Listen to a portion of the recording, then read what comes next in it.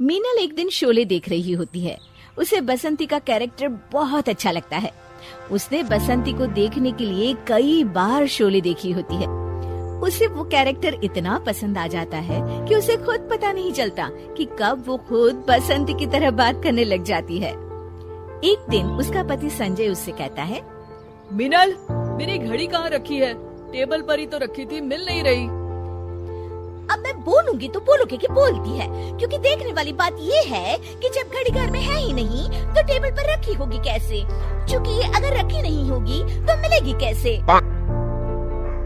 अरे क्या बोल रही हो मिनल, साफ साफ बोलो ना। क्योंकि मुझे ज्यादा बोलने की आदत तो है नहीं, पर अगर आप पूछ ही रहे हैं तो मैं बता देती हूँ कि आपकी घड़ी हो गई थी बंद। तो आपने कहा था कि दुकान में दे आओ बनवाने को। अब दे आए हो तो चूंकि आपको याद ही नहीं है। हो याद आया, मैंने ही तो कहा था तुमसे।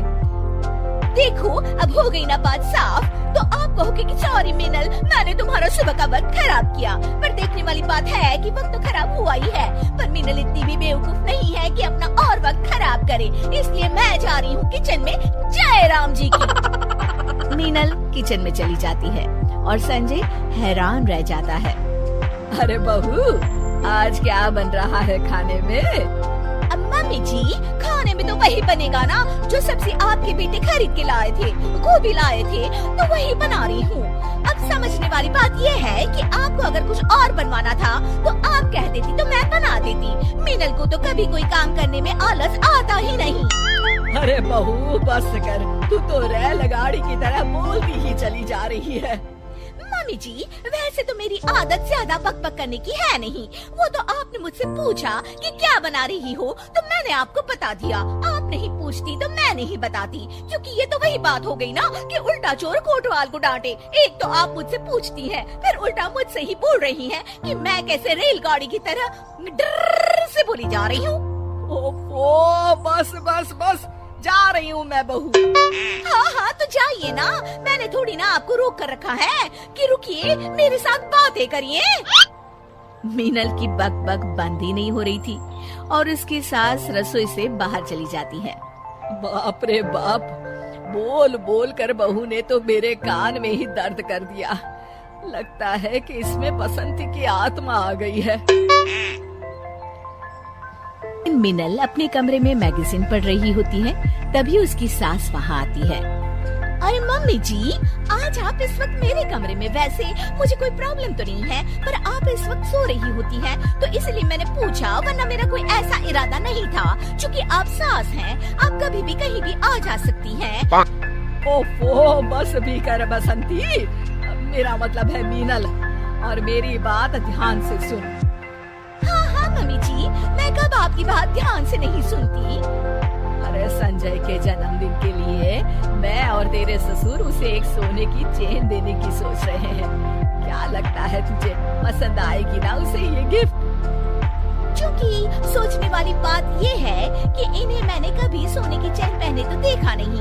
अब देखा नहीं तो पता कैसे चलेगा कि इन्हें चेन पसंद आएगी या नहीं आएगी। ओहो, बंद करना अपना ये रेडियो प्रोग्राम।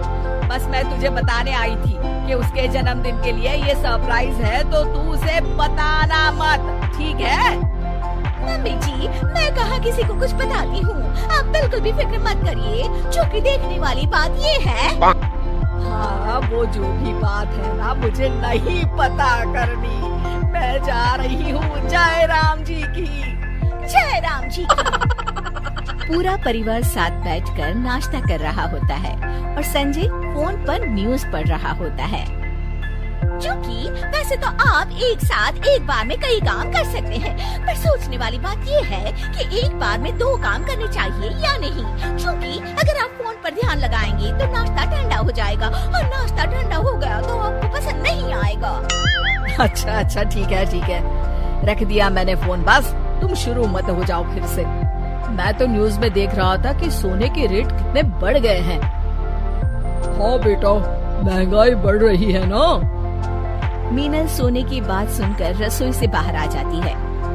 हाँ, सोने के रेट बढ़ तो गए हैं, पर सोचने वाली बात ये है कि क्या अभी भी लोग सोना खरीदेंगे, और अगर वो सोना खरीद रहे हैं तो फिर क्या फर्क पड़ता है। अब जैसे कि मम्मी जी हैं जो आपके जन्मदिन के लिए सोने की चेन बनवा रही हैं। खत्तिर की सोने की चेन मेरे जन्मदिन के लिए? सास और ससुर मीनल की तरफ देखकर अपना सर पकड़ लेते हैं। क्योंकि अब सोचने वाली बात ये है कि गलती तो मुझसे हुई है, तो माफी भी मांग ही लेती हूँ, पर सवाल ये उठता है कि माफी मिलेगी या नहीं। नहीं मिलेगी, नहीं मिलेगी, नहीं मिलेगी माफी।